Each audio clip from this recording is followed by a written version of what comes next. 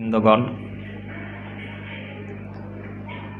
আপনাদের সকলকে আমি আমার অন্তরের অন্তঃস্থল থেকে শ্রেণীভেদে বৈষ্ণবীয় প্রণাম, প্রীতি এবং শুভেচ্ছা জ্ঞাপন করছি। কমিয়ে দাও।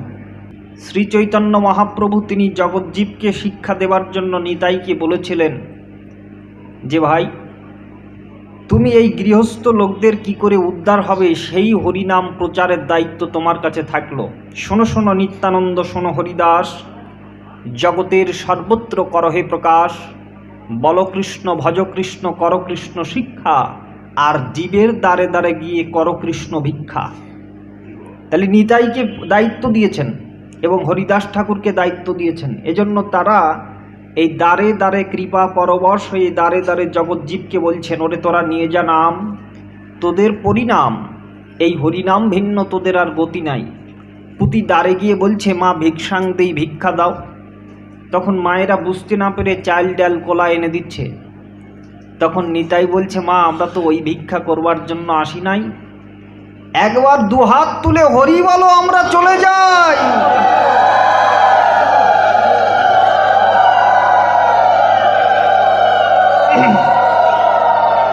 সেই নিতাইয়ের করুণায় আজকে আমরা এই ভাগবতীয় কথা পাই। কেন হেন নিতাই বিনে বাই, রাধাকৃষ্ণ পাইতে নাই, দৃঢ় করি ধরণিতার পাই। সে সম্বন্ধ নাহি যার, বৃথা জন্ম গেল তার, সেই পশু বড় দুরাচার। তা পশু কখনো আচার ভ্রষ্ট হয়ে দুরাচার হয় না। আমাদের মতো দোপে পশুদের বলছেন যে দেখো, যদি কিনা নিতাই না বলিনু মুখে, মজিনু সংসার সুখে, সেই পশু বড় দুরাচার।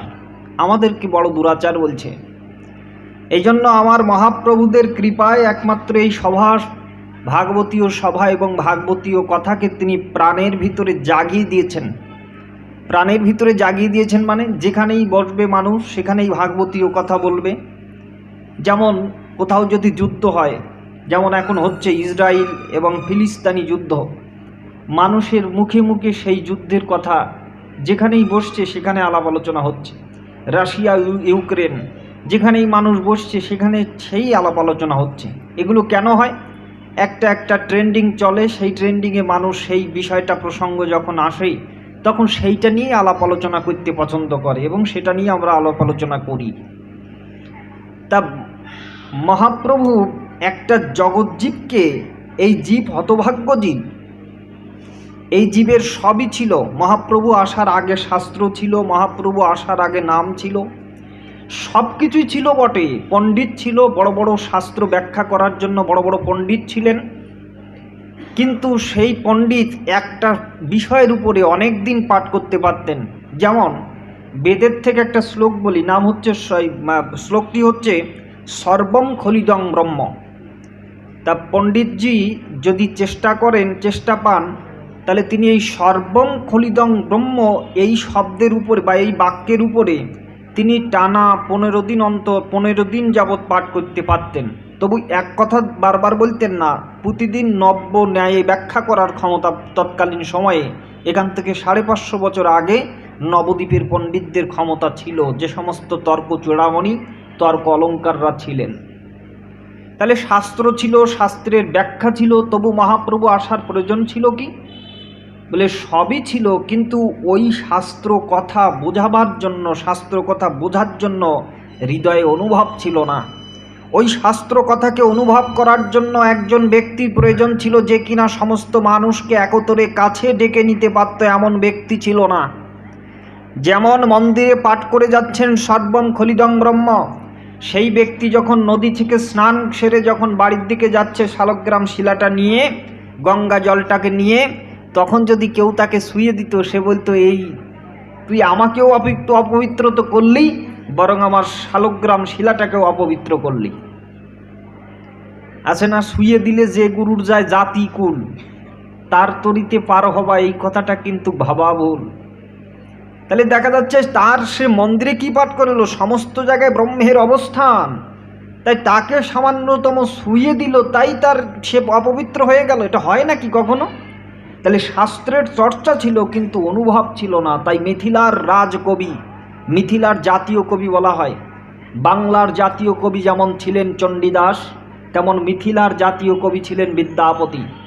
তাই বিদ্যাপতি লিখলেন, কত বিদগ্ধ জনই রস অনুমানয়, কিন্তু অনুভব কাউকে না পেকো। কত বিদগ্ধ জন, কত পণ্ডিত জন, কত জ্ঞানী জন, কত ব্রাহ্মণগণ এই শাস্ত্র কথা বলেন, কিন্তু অনুভব কই, অনুভব কোথায়? সেই অনুভবটুকু জাগাবার জন্য এই অদ্বৈত মহাপ্রভু তিনি কি করেছিলেন? সারা ভারতবর্ষকে পরিভ্রমণ করেছিলেন। সারা ভারতবর্ষকে পরিভ্রমণ করে ওই গঙ্গা নদীর তীরে 52 বছর বয়সে প্রতিদিন একটা করে তুলসী পত্র ছাড়তেন আর বলতেন, হে প্রভু, আমি সারা ভারতবর্ষকে পরিভ্রমণ করে দেখলাম, ভিতর থেকে অনাচার, বাইরে থেকে কুসংস্কার, এই দুটো নিয়ে জগৎজীব একেবারে আষ্টে পৃষ্ঠে বিদ্ধ হয়ে আছে। তাই প্রভু, তোমার এবার আসার সময় হয়েছে, তুমি এসো। এই বলে প্রতিদিন প্রেমাশ্রু বরিশন করে একটি তুলসী পত্র যখন গঙ্গা নদীতে ছেড়ে দিত, গঙ্গা নদীর স্বভাবতই স্রোতের অনুকূলে পাতাটি ভেসে যেত। কিন্তু একদিন যেই প্রভুর নাম করে তাকে আহ্বান করে যখন কিনা তুলসী পত্রটা গঙ্গা নদীতে ফেলে দিয়েছে, তখন হঠাৎ করে আকস্মিক ঘটনা ঘটল। কি ঘটনা? সেখানে তুলসী পত্রটি স্রোতের অনুকূলে না গিয়ে স্রোতের প্রতিকূলে ধাবিত হলো। কোথায় ধাবিত হলো? তখন অদ্বৈত প্রভু দেখলেন যে এই পাতাটি কোথায় যায় আমাকে দেখতে হবে। তাই তুলসী যায় নীরে নীরে, অর্থাৎ জলে জলে, আর অদ্বৈত যায় ধীরে ধীরে। তুলসী যায় নীরে নীরে আর অদ্বৈত যায় ধীরে ধীরে, আসি উপনীত হলো নদিয়ায়। ওরে যেখানেতে সচী মাতা তুলসী যে আইল তথা, মা তার গর্ভদেশে তুলসী মিলায়। তখনই অদ্বৈত প্রভু আমার বুঝলেন যে আর প্রভুর আসতে বাকি নাই, যাকে আশ্রয় করে তিনি আসবেন। কেননা তিনি বলেছেন, যদা যদা হি ধর্মস্য গ্লানির্ভবতি ভারত অভ্যুত্থানাম অধর্মস্য তদাত্মানাম সৃজামি অহম পরিত্রাণায় সাধুনাম বিনাশয় চ দুষ্কৃতাম ধর্ম সংস্থাপনার্থায় সম্ভাবামি যুগে যুগে। তিনটি কার্য সংগঠন করবার জন্য আমি আসি। পরিত্রাণায় সাধুনাং, সাধুদেরকে পরিত্রাণ করবার জন্য। কেন এই সাধুদের অন্তরে জমে আছে সমস্ত সমাজের কুসংস্কার এবং অনাচারের যেগুলো সংগঠিত হয়, সেই ব্যথা অন্তরে নিয়ে সাধু ঘোরেন। সেই সাধুর অন্তরের দুঃখ বেদনাকে মুছে দেবার জন্য প্রভু আসেন, মনুষ্য দেহ পরিগ্রহ করেই আসেন। এই জন্য পরিত্রাণায় সাধুনাম বিনাশায় চ দুষ্কৃতাম, বিনাশ করিতে দুষ্কৃতিকারীকে, আর ধর্ম সংস্থাপনার্থ সম্ভাবামি যুগে যুগে, ধর্মকে স্থাপন করার জন্য প্রভুর বারে বারে আগমন হয়। তবে এবার তো গৌরলীলায় শুধুমাত্র এই তিনটি কার্য সংগঠন করবার জন্য নয়, এবার গৌরলীলায় তিনি আসবেন। এই তিনটি কার্য তো হবে বাইরে, কিন্তু ভিতর থেকে তিনি করবেন অন্তরের পাপ পঙ্কিলময় যে বাসা বেঁধে আছে সেইটাকে তিনি করবেন পরিষ্কার। এই জন্য কৃষ্ণ লীলায় দাপর যুগে যখন কিনা বৃন্দাবনী লীলা করেছিলেন তিনি 11 বছর যাবৎ, তখন বৃন্দাবনে গোপিনী বৃন্দ সনে লীলা করে সেই গোপিনী বৃন্দের প্রেমে তিনি হয়েছিলেন ঋণী। তিনি ঋণী হলেন। তাই ভাগবতে স্পষ্ট করে বলা আছে, ভাগবত ভগবান আমাদেরকে জানাচ্ছেন যে না পারয় অহম নিরবদ্ধ সংযোজাম সসাধু কৃত্যম বিবুদায় সাপিব। ওহে গোপীবৃন্দ, তোমরা দেখো, তোমরা যেভাবে অকামনা অহৈতুকী রাগাত্মিকা বেদাতীতভাবে আমাকে ভালোবেসেছ, এই ভালোবাসার যথার্থ আপ্যায়ন আমি করতে পারলাম না। যদি কিনা বিভূত মানে হচ্ছে ব্রহ্মা, ব্রহ্মার আয়ুষ্কাল পর্যন্ত যদি আমি এই পৃথিবীতে লীলা করি, তাহলেও তোমাদের ঋণ শোধ করতে আমি পারবো না, সম্ভব না। ব্রহ্মার আয়ুষ্কাল পর্যন্ত। আমাদের মানুষের আয়ুষ্কাল কত? মানুষের আয়ুষ্কাল হচ্ছে বড় জোর, বাংলাদেশের কথা বলি, 60 বছর গড়েও। তা গড় আয়ু যদি 60 বছর হয়, আমরা তো ভগবানের দিকে যাওয়ার সময় পাই না। যদি আমরা প্রতিদিন 6 ঘন্টা করে ঘুমাই, তা আমাদের 15 বছর শুধু ঘুমিয়ে চলে যায়। এই ঘুম বাদে শৈশবে যায় হচ্ছে 10 বছর, তাহলে হয় হচ্ছে 25 বছর। এরপরে পড়াশোনা, চাকরি বাকরি ইত্যাদি সময় চলে যাচ্ছে আরও 20 বছর, তাহলে গেল 45 বছর। শ্রান্তি ক্রান্তিতে যাচ্ছে 5 বছর, গেল 50 বছর। জরা ব্যাধিতে 5 বছর, গেল 55 বছর। তারপরে কি, আর স্ত্রী পুরুষ সঙ্গে, পুরুষ স্ত্রীর সঙ্গে আরও গেল 5 বছর, তাহলে হয়ে গেল 60 বছর। ডাকার সময় নাই। কি জন্য এসেছিলাম জগতে, কি কার্য সংগঠন আমার দ্বারা হতে চাচ্ছিল, সেই কার্যের একটুকু কর্ম আমি করতে পারি নাই। এজন্য ভগবান বারে বারে আসবেন কেন, বা তিনি গৌরলীলা পরিগ্রহ করবেন কেন? মানুষের ডাকার সময় নাই। হিন্দুদের দুটো হচ্ছে খুব মজবুত অজুহাত। একটা হচ্ছে ধর্ম করার সময় পাই নাই, আরেকটা হচ্ছে ধর্ম করার সময় নাই। সময় পাই নাই আর সময় নাই, এই দুটো। তা তুমি অনুষ্ঠানে আসো না কেন? আমার বিভিন্ন কাজকর্ম আছে, এই জন্য আমার সময় পাই না। তা তুমি আগে আসোনি কেন? এই বৃদ্ধ বয়সে আসছে বলে আগে আমি সময় পাই নাই। বলে সময় আমরা কোনো দিনই পাবো না। আমাদের এই কর্মময় কর্মচক্র জীবনে সময় কখনো আমাদেরকে এই পৃথিবী দেবে না। সময় করে নিতে হবে, পথ থাকবে না, পথ তৈরি করে নিতে হবে। তাই কৃষ্ণ লীলায় বলেছিলেন যে ব্রহ্মার আউসকাল পর্যন্ত যদি কিনা আমি লীলা করি, তবুও তোমাদের এই ঋণ আমি শোধ করতে পারবো না। ব্রহ্মার আউসকাল কতদিন? সেটা মানুষের আউসকাল হচ্ছে 60 বছর গড়াও। আমাদের 4টি যুগ আছে। কি কি যুগ? সত্য, ত্রেতা, দাপর এবং কলি। তা যদি একটুখানি খুলিয়ে বলি, সত্য যুগের আউসকাল হচ্ছে 17,28,000 বছর। ত্রেতা যুগের আউসকাল হচ্ছে 12,96,000 বছর। দাপর যুগের আউসকাল হচ্ছে 8,64,000 বছর। কলিযুগের আউসকাল হচ্ছে 4,32,000 বছর। এই মোট হচ্ছে 43,20,000 বছর। এই 43,20,000 বছর যখন একবার পরিক্রমা হয়, তখন তাহাকে 1 চতুর্যুগ বলে। এই 1 চতুর্যুগে এইভাবে যখন 71 চতুর্যুগ হয়, তখন তাহাকে বলা হয় 1 মন্বন্তর। এই এক মন্বন্তরে এক একজন মনুর রাজত্ব থাকে, ভাগবতে সেটা প্রমাণ আছে। এইভাবে 14 জন মনু আছে। প্রথমে যে মনু শাসন করেছেন তার নাম হচ্ছে স্বয়ম্ভূপ মনু। পাঠ্যপুস্তকে লেখা থাকে যে স্বয়ম্ভূপ মনু এবং শতরূপা আমাদের আদি মানব জাতির পিতামাতা। এই পিতা ছিল হচ্ছে 2 পুত্র, জ্ঞানপদ এবং প্রিয়ব্রত। ছিল 3 কন্যা, আকুতি, প্রসূতি এবং দেবাহুতি। এরপর আসলো স্বরচিত মনু, তারপর উত্তম, তামস, রৈবত, চাক্ষুষ, বৈবস্বত। এই বৈবস্বত অর্থাৎ 7ম মন্বন্তরের 28 অর্থাৎ 28তম কলিকাল চলছে। এখন বর্তমান আমরা বসে আছি, প্রায় 5,500 মতো বছর এই কলিকাল পেরিয়ে গেছে। এখনও 4,27,000 বছর ফেলানো আছে। তাহলে এইভাবে 14 মন্বন্তরে হয় ব্রহ্মার 1 দিন, মানে 12 ঘন্টা। এইভাবে ব্রহ্মার 1টি বছর, এইভাবে করে 100 বছরে হচ্ছে ব্রহ্মার আয়ুষ্কাল। তাই ভগবান বললেন, ওই ব্রহ্মার আয়ুষ্কাল পর্যন্ত যদি আমি তোমাদের ঋণকে পরিশোধ করার চেষ্টা করি, তবুও ঋণ পরিশোধ করতে পারবো না।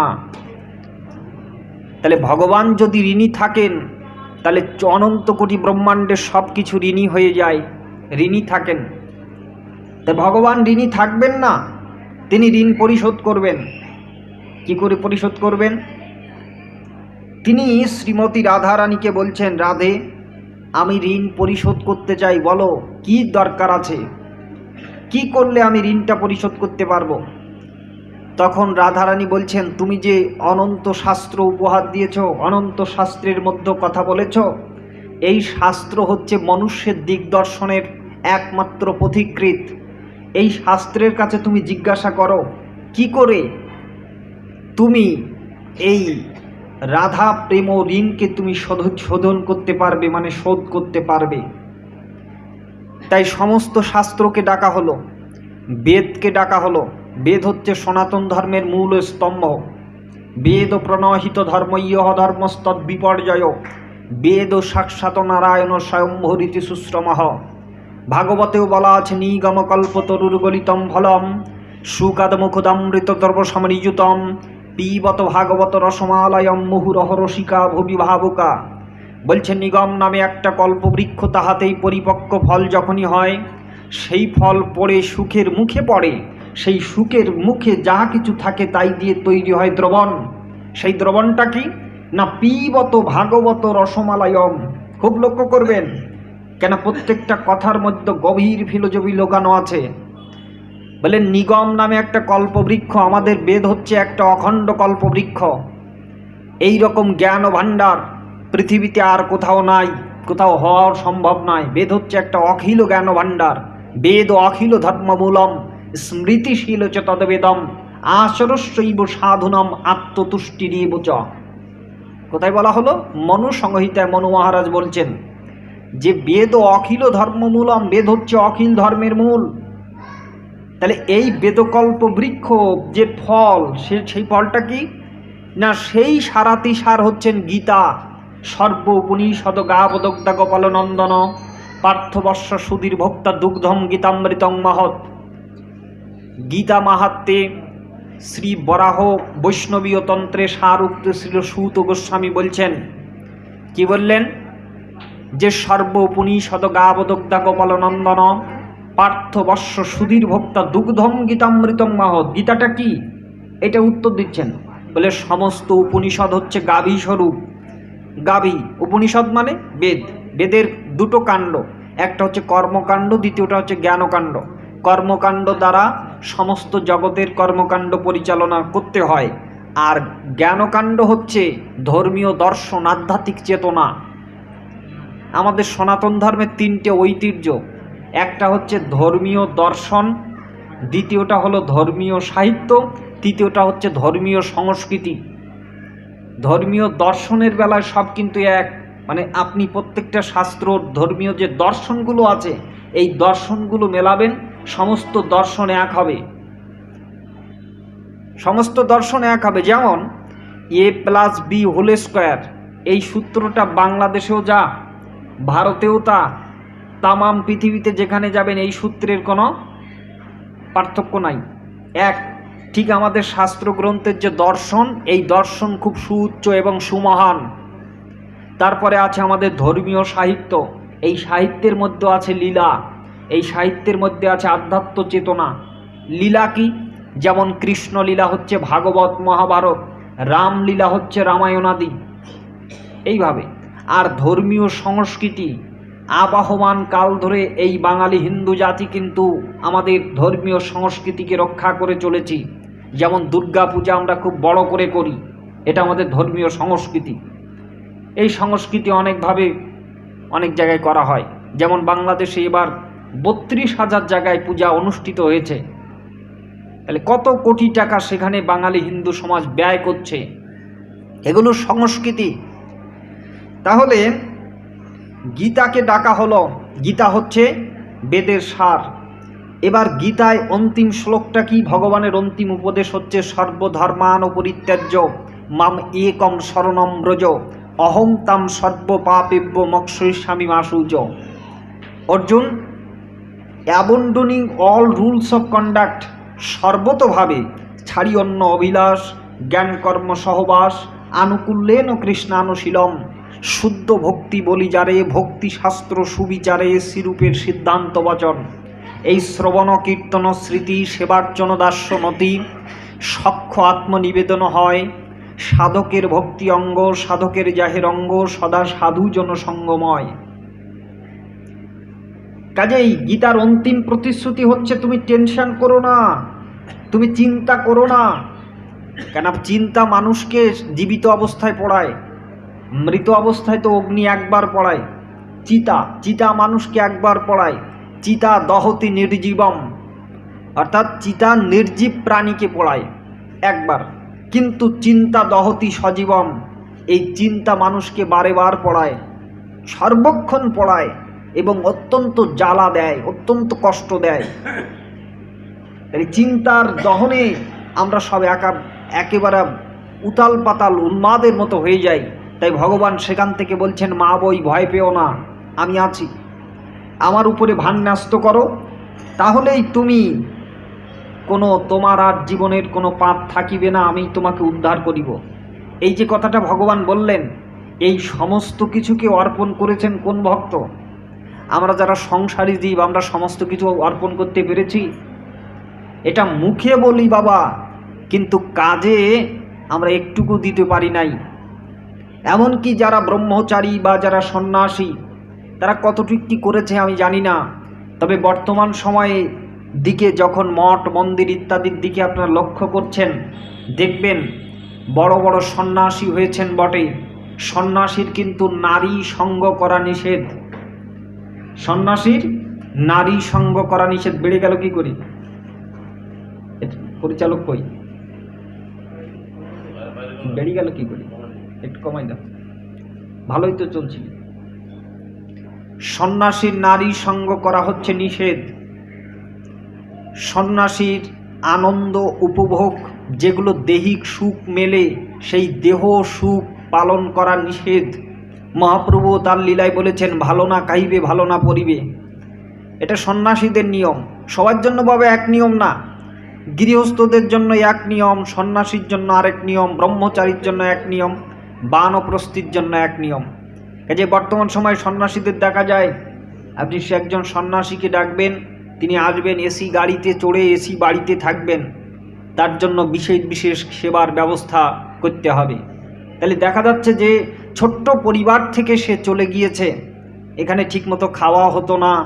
দেখা যাচ্ছে মঠ মন্দিরে বড় মহারাজ হয়ে তিনি কি করছেন, এগুলো নিন্দাবাচক বলছি না, অনুভব করার বিষয়। সেখানে কি করছেন না, সেখানে তিনি অনেক আরাম আয়েশের মধ্যে নিজের জীবনটাকে অতিবাহিত করছেন। তাহলে সন্ন্যাসী জীবন কি ওই রকম নাকি? মহাপ্রভুও সন্ন্যাসী ছিলেন এবং স্বরগোস্বামীও সন্ন্যাস জীবন অবলম্বন করে সেখানে ছিলেন। মহাপ্রভু যখন সন্ন্যাস নিতে গিয়েছিলেন কেশব ভারতী, লক্ষ্য রাখবেন, কেশব ভারতীর নিকটে মহাপ্রভু সন্ন্যাস নিতে গিয়েছেন। মহাপ্রভুর বয়স তখন কত? 24 বছর। 24 বছরের একটা টকবকে যুবক গিয়েছে সন্ন্যাস গ্রহণের জন্য, তার আবার বাড়ি বউ আছে, সর্বনাশ। এবার কেশব ভারতীর নিকটে গিয়ে বলছেন, প্রভু আমাকে সন্ন্যাস ধর্মে দীক্ষা দিন। তোমার বয়স কত? বলে বয়স মাত্র 24, এই বয়সে কি সন্ন্যাস হয়? বলে না প্রভু, তুমি আমাকে দিতেই হবে। বলে দিতে পারি, একটা জিনিস তোমাকে করতে হবে, যদি তুমি সেই পরীক্ষা উত্তীর্ণ হতে পারো তবেই তোমাকে সন্ন্যাস ধর্মে দীক্ষা দেব। বলে কি সেই পরীক্ষা? সাধু মুখে শুনেছিলাম, শাস্ত্রে পাই নাই, তবু কথাটা তাৎপর্যময়ী তাই বলছি আপনাদের কাছে। বলেন এই নাও 1 চামচ চিনি, তোমার জিহ্বাটা মেলাও, ওই জিহ্বার মধ্যে 1 চামচ চিনি দিয়ে দিলাম। যদি 5 মিনিট পরে ওই জিহ্বার পরের থেকে চিনিগুলো ঝরঝর করে শুকনো যদি মাটিতে ফেলতে পারো তখনই তোমাকে সন্ন্যাস ধর্মে দীক্ষা দেব, নইলে নয়। এটা সম্ভব? এটাকে আদৌ করা সম্ভব? কোনো মনুষ্যের পক্ষে সম্ভব? যখন 5 মিনিট পরে ঝরঝর করে চিনি ফেলে দিলেন মাটির পরে, তখনই প্রভুকে আলিঙ্গন করে বলছেন, আমার ভুল হয়েছে, আমি বুঝতে পারি নাই, চিনতে পারি নাই, তুমিই আমার উপযুক্ত শিষ্য হবে। তাহলে এই হচ্ছে সন্ন্যাসীর মহিমা। যেমন সনাতন গোস্বামী এই বাংলাতে একজন সাধক ছিলেন, তখন তো এই পূর্ব বাংলা এই ভারতের সাথে অ্যাটাচ ছিল। যখন এই যে 2000 শতাব্দীতে যখন কিনা বড় বড় মহাত্মাগণ এসেছিলেন 19 শতকে, তখন কিন্তু এই 2 বাংলা এক ছিল, ভাগ হলো তো সেদিন। এই বাংলাতে একজন বড় সাধক ছিলেন, নাম হচ্ছে জীবন কৃষ্ণ গোস্বামী। এই জীবন কৃষ্ণ তিনি শিব ঠাকুরের উপাসনা করতেন। এখন ঠাকুর তো নাম হচ্ছে আশুতোষ, অল্পেতেই যিনি হন সন্তুষ্ট। তিনি ঠাকুরকে সন্তুষ্ট করতে পেরেছিলেন। ঠাকুর এসে বরদান দেবেন, বলছেন বাবা তোমার কি চাই? বলে ঠাকুর তুমি এসেছো, অনেক কৃপা করে তুমি আমাকে দর্শন দিলে, ঠাকুর একটাই চাওয়া, আমাকে তুমি পৃথিবীর সর্বশ্রেষ্ঠ ধনী করে দাও। বলে আচ্ছা এই তোর বাসনা, ঠিক আছে ধনী তুই হবি, তবে তোর এখানে ধনী হওয়ার সেই জিনিস তুই পাবি না, তোকে যেতে হবে একবার বৃন্দাবনে। সেখানে সনাতন গোস্বামী নামে একজন সাধক আছেন পর্ণ কুটির করে যমুনার তীরে। সেই সনাতন গোস্বামীর নিকটে গিয়ে তুই চাইবি পৃথিবীর সর্বশ্রেষ্ঠ ধনী হবার সম্পদ তার কাছে আছে লুকানো।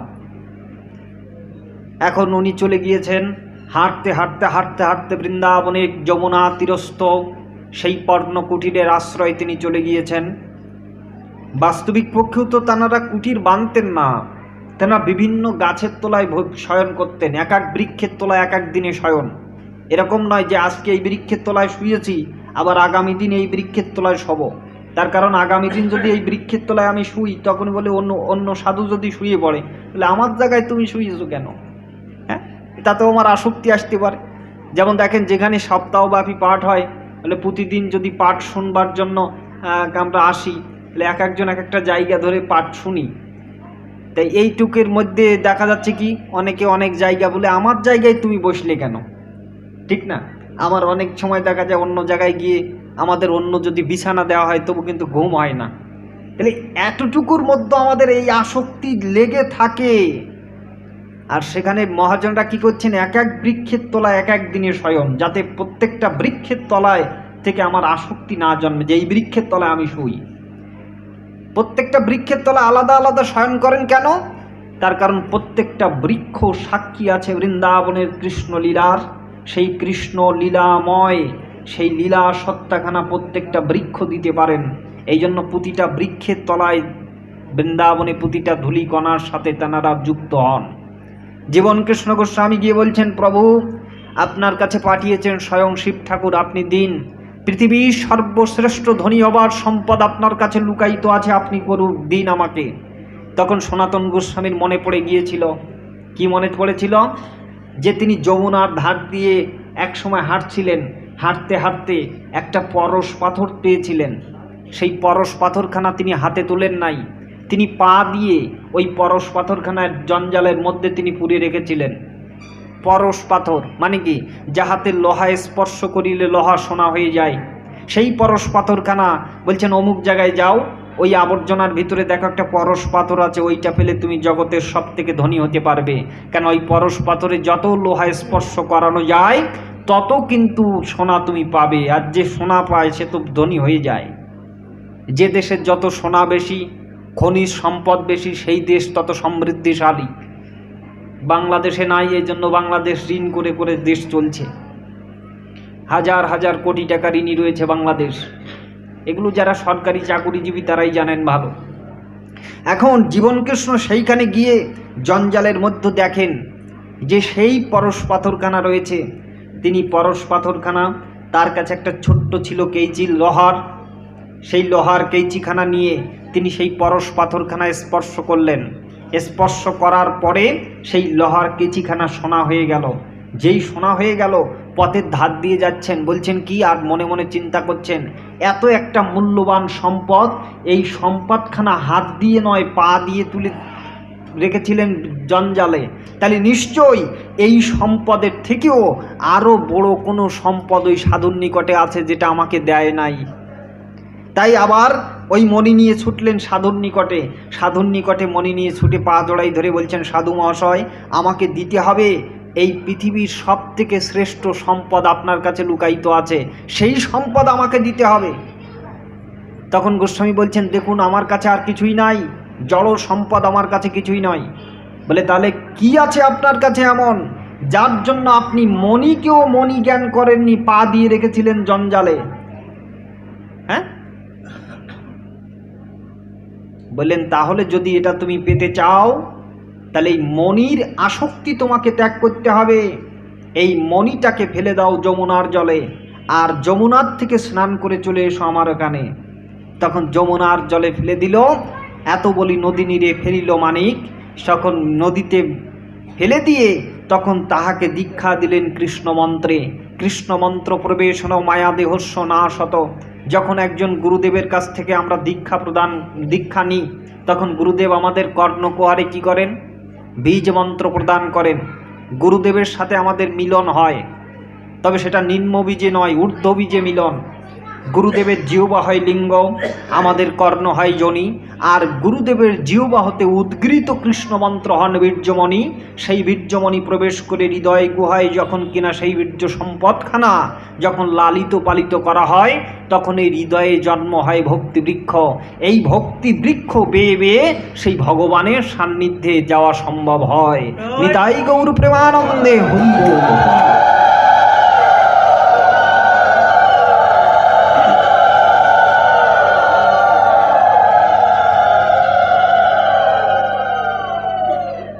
এজন্যই সনাতন গোস্বামী বলেছিলেন, কোন ধনে হইয়া ধনী মণিরেও মানো না মণি, তাহারও খানিক।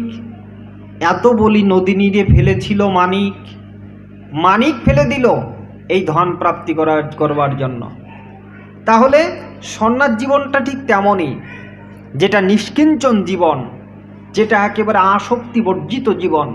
এই জন্য গীতা আপনাকে বলছেন আপনি সংসারের থেকেও সন্ন্যাসী হতে পারেন। কি করে?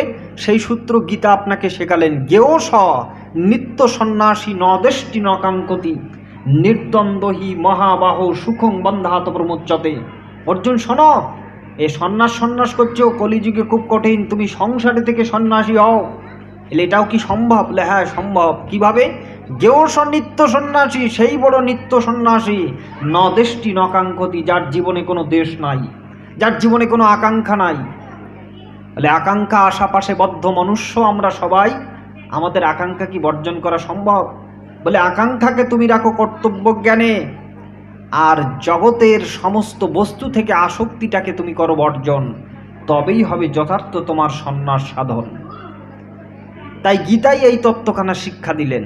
তাহলে এই যে মূর্ত যেনারা করেছিলেন, এই সর্বধর্মকে যেনারা বিসর্জন দিয়ে, সর্বধর্ম মানে কি? দেহ ধর্ম, গেহ ধর্ম, গারস্থ ধর্ম, সন্ন্যাস ধর্ম, সমস্ত ধর্মকে যেনারা একীভূত করে গোবিন্দ চরণে সমর্পিত হয়ে গিয়েছিলেন, সেই কথাই তো গোবিন্দ গীতাতে বলেছেন।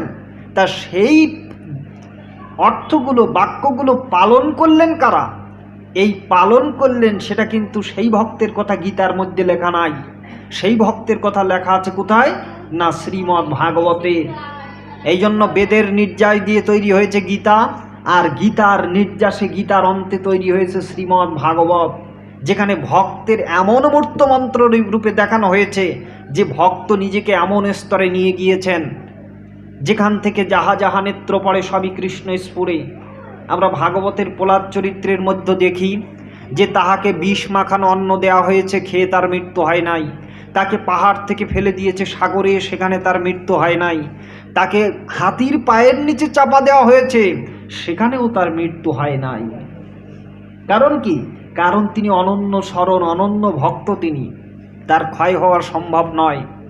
তাই বেদকে ডাকা হলো, গীতাকে ডাকা হলো, ভাগবত আসলো, এই তিন প্রকার শাস্ত্র তথা সমস্ত শাস্ত্ররাজি আসলেন। এসে ভগবান বলছেন, কৃষ্ণ বলছেন যে আচ্ছা এবার তোমরা আমাকে সিদ্ধান্ত দাও, আমি ভগবান এই তোমাদেরকে সৃষ্টি করেছি, কেন শ্রুতি স্মৃতি মমই বাগ্যজস্তামূলঙ্ঘ বর্ততে আজ্ঞাস্যদি মমদ্রহি মদ্ভক্ত নবীন বৈষ্ণব।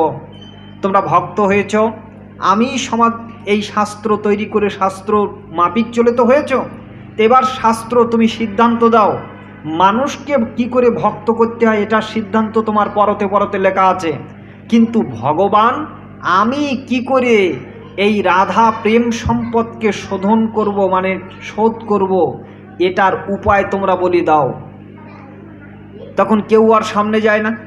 বেদ বলছে আমার কাছে কর্ম আছে, জ্ঞান আছে, কিন্তু আমার কাছে ভক্তি নাই, চলে যেতে হবে গীতার কাছে, আমি উত্তর দিতে পারবো না। তখন গীতার কাছে গিয়ে বলছেন, গীতা বলছেন হ্যাঁ আমার কাছে ভক্তি আছে, কর্ম, জ্ঞান এবং ভক্তি, এই তিনটার সমুচ্চয়ে আমার ভিতরে গ্রন্থন করা আছে। নিষ্কাম কর্মে জ্ঞানের উদয়, আর জ্ঞানের পূর্ণতায় তথা ভক্তির আবির্ভাব। কিন্তু আমার কাছে যে ভক্তি আছে, এই ভক্তিটা বাবা নিষ্কাম নাই, মিশ্র আছে। ওদেরকে একটু শান্ত করেন। মিশ্র আছে, মিশ্র ভক্তি। আমার কাছে যে ভক্তি আছে এইটা কর্ম মিশ্রা ভক্তি, আমার কাছে যে ভক্তি আছে এটা জ্ঞান মিশ্রা ভক্তি। তাহলে বিশুদ্ধ ভক্তি পাইতে গেলে কোথায় যাইতে হবে? না ভাগবতের মধ্যে যাইতে হবে। বিশুদ্ধ ভক্তের ভক্তির সমুচ্চারিত কথা সেখানে লেখা হয়েছে। এইবার ভাগবত সিদ্ধান্ত দিচ্ছেন, ভগবান তোমাকে ভক্ত হতে হবে। আচ্ছা আমাকে ভক্ত হতে হবে এই ঋণ শোধ করার জন্য? হ্যাঁ তোমাকেই ভক্ত হতে হবে। তাহলে আমি ভক্ত হব কি করে, সেই ভক্ত হতে হয় কি করে তুমি বলো? বলে ভগবান এই ভক্ত হতে গেলে একটাই পথ আছে, একটাই পথ আছে ভক্ত হতে গেলে। কি সেটা? ওই সবার জন্য এক পথ, মহতের চরণধূলি ভিন্ন তাহার ভক্তি হওয়া সম্ভব নয়। এই জন্য মহতের কৃপা ভিন্ন সমস্ত কার্য হয় ক্ষয়। তাই যদি তুমি হে ভগবান ভক্তের চরণধূলিকে সিঞ্চন করে তোমার অঙ্গে মাখতে পারো, তখনই তুমি ভক্ত হতে পারবে, অন্যতা নয়। নিতাই গৌর প্রেমানন্দে হরি বল।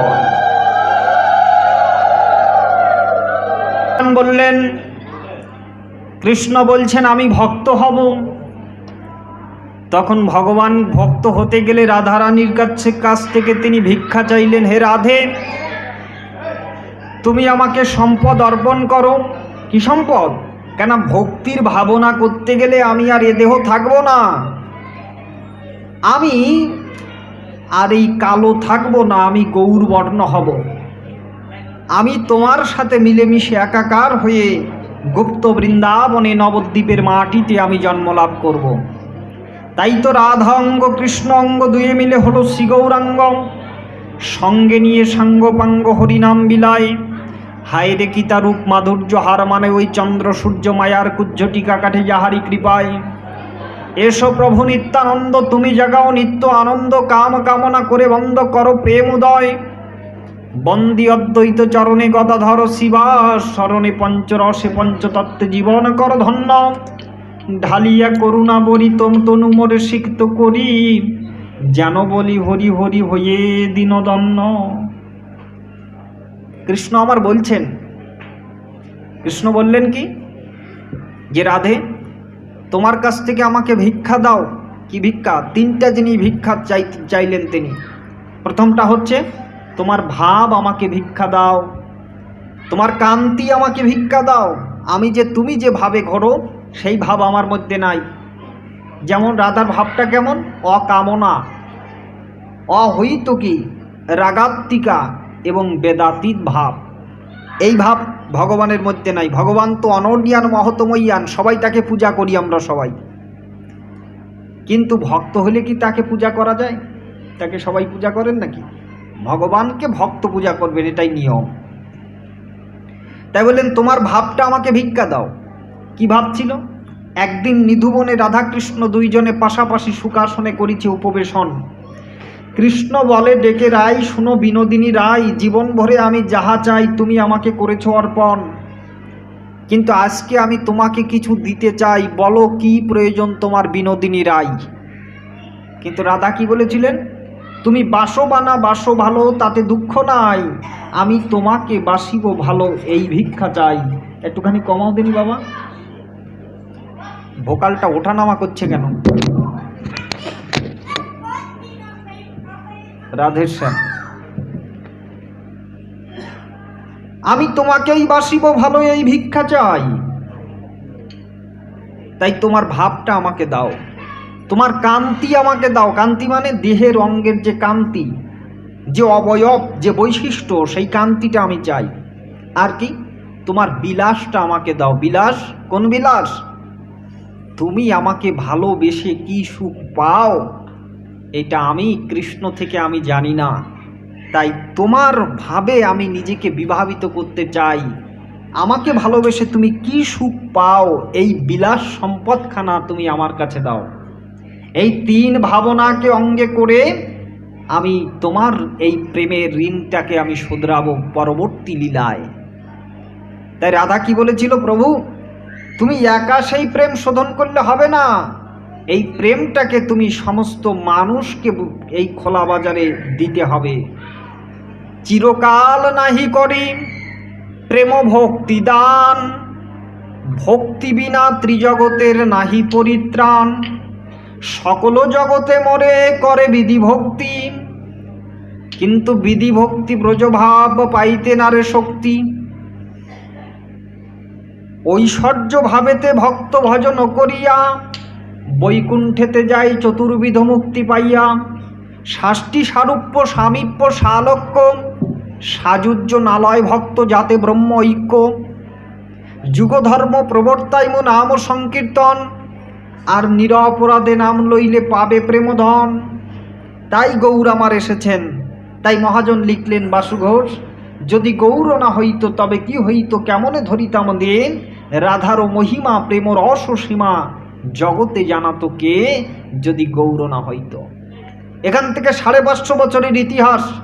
আমরা একা কৃষ্ণচন্দ্রকে পূজা করতাম, কোথাও কৃষ্ণের সাথে রাধিকাকে পূজা করা হতো না, কোনো মন্দিরে হতো না, এমনকি বৃন্দাবনেও ছিল না।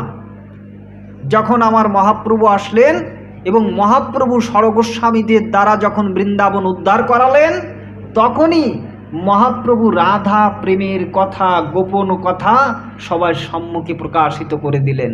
এই জন্য বলছে রাধারও মহিমা প্রেম রস সীমা। প্রেম রস সীমা মানে কি? প্রেম রসের শেষ কথা। এই শেষ কথা সাধারণ জীব আস্বাদন করতে পারবে না। তাই প্রভু কৃপা পরবশ হয়ে আমাদের সবাইকে সেই প্রেমলীলার কথা প্রকাশিত করলেন। এবে তিনি কি করলেন? এবে তিনি পাপীকে অস্ত্র দ্বারা মারলেন না, এবে তিনি পাপীকে শাস্তি দিলেন না, এবে তিনি পাপীকে কি করলেন? প্রেম দিয়ে, ভালোবাসা দিয়ে তার অন্তরে যেখান থেকে পাপ করার প্রবৃত্তিটা আমাদের হয়, সেই মন অন্তর, সেই অন্তরটাকে পরিশুদ্ধ করে দিলেন, যাহাতে জগাই মাথার মতো অত্যন্ত পাপিষ্ট দুরাচারী জনও সেই প্রেমে ধরা পড়ে গেল এবং সেই মহাপ্রভুর কৃপা পেয়ে দিবানিশি 2 লক্ষ নাম জপ করতেন। এই জন্য নিতাই বলেছিলেন, মেরেছিস কলসির কানা তাতে দুঃখ নাই, তাতে আমার দুঃখ নাই। একবার নিতা, একবার জগাই আর মাধাই, তোরা বদন ভরে আয়, আমরা হরি নাম গাই। এই জন্য বলছে যদি গৌর না হইত তবে কি হইত কেমনে ধরিতাম দে, রাধার মহিমা প্রেম রস সীমা জগতে জানাতো কে, যদি গৌর না হইত। মধুর বৃন্দা বিপিন মাধুরী, এতে প্রবেশ চাতুরিষা। আরে বড় যুবতী ভাবের ভগতি, সকতি হইত কা, বল সকতি হইত কা। বরজ যুবতী মানে হচ্ছে ব্রজগোপী। মধুর বৃন্দা বিপিন মাধুরী, এতে প্রবেশ চাতুরিষার, প্রবেশ করার সাধ্য কারো ছিল না।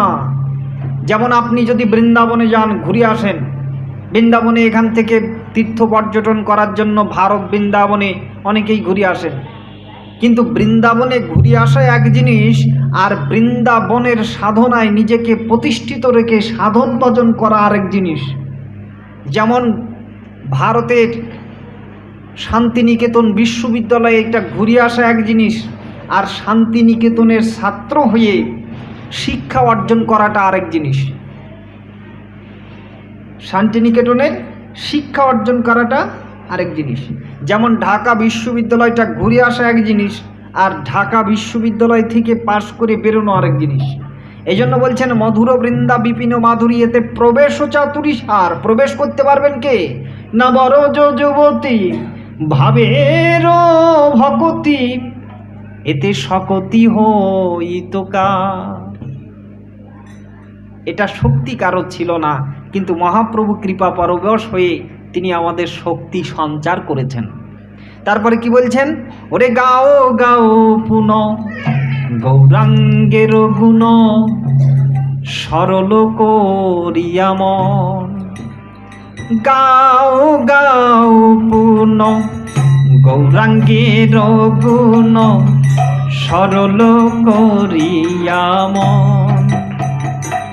আরে এ ভব সাগরে এমন দয়াল, এ ভব সাগরে এমন দয়াল, না দেখিনু একজন, আমি না দেখিনু একজন।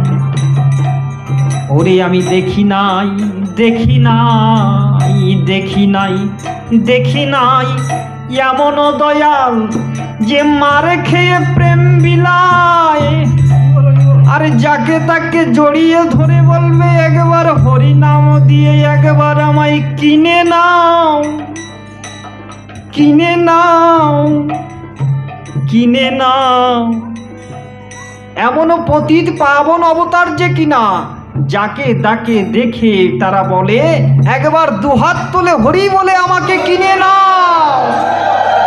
তাই বলছে গাও গাও পুনঃ গৌরাঙ্গের গুণ, গাও গাও পুনঃ সরল করিয়া মন, আরে সরল করিয়া মন, আরে এ ভব সাগরে এমন দয়াল না পাইবে একজন। আমি গৌরাঙ্গ বলিয়া নাগেনু গলিয়া, গৌরাঙ্গ বলিয়া আমি গৌরাঙ্গ বলিয়া নাগেনু গলিয়া কেমনে ধরিনু দে, আরে কেমনে ধরিমু দে। ও যদি গৌর না হইত তবে কি হইত, কেমনে ধরিতাম দে। আরে রাধার মহিমা জয় রাধে, জয় রাধে, আরে রাধার মহিমা প্রেমর সসীমা, রাধার মহিমা প্রেমর সসীমা জগতে জানা তোকে, জগতে জানা তোকে। ও যদি গৌর না হইত তবে কি হইত, কেমনে ধরিতাম দে। সবার কথা বলার পরে মহাজন আমার নিজের কথা বলছেন। এটা এসেছে মহাজনী সঙ্গীতটা এসেছে বাসু ঘোষ, তিনি রচনা করেছেন। তাই তিনি বলছেন বাসু রহিয়াম পাষাণ দিয়া, বাসু রহিয়াম পাষাণ দিয়া কেমনে গড়িয়াছে।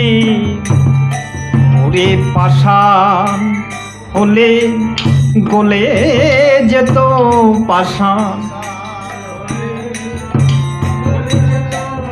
আরে পাষাণ হলে গলে যেত, পাষাণ হলে গলে যেত। কিন্তু পাষাণের থেকেও কঠিন বস্তু দিয়ে হৃদয়টা গড়া। যদি পাষাণ হতো না, অর্থাৎ পাথর হতো, তো গৌরাঙ্গ প্রেমে পাথরও গলে যায়। আমার মতো পাষাণ, এই পাষাণের থেকেও কঠিন হৃদয়টা কেন বলছে না? এই জন্য বাসু ঘোষ অন্তরে কাতর আতক্তি করে বলছেন ওরে বাসু রহিয়া পাষাণ দিয়া, বাসু রহিয়া বাসু রহিয়া পাষাণ দিয়া কেমনে গড়িয়াছে।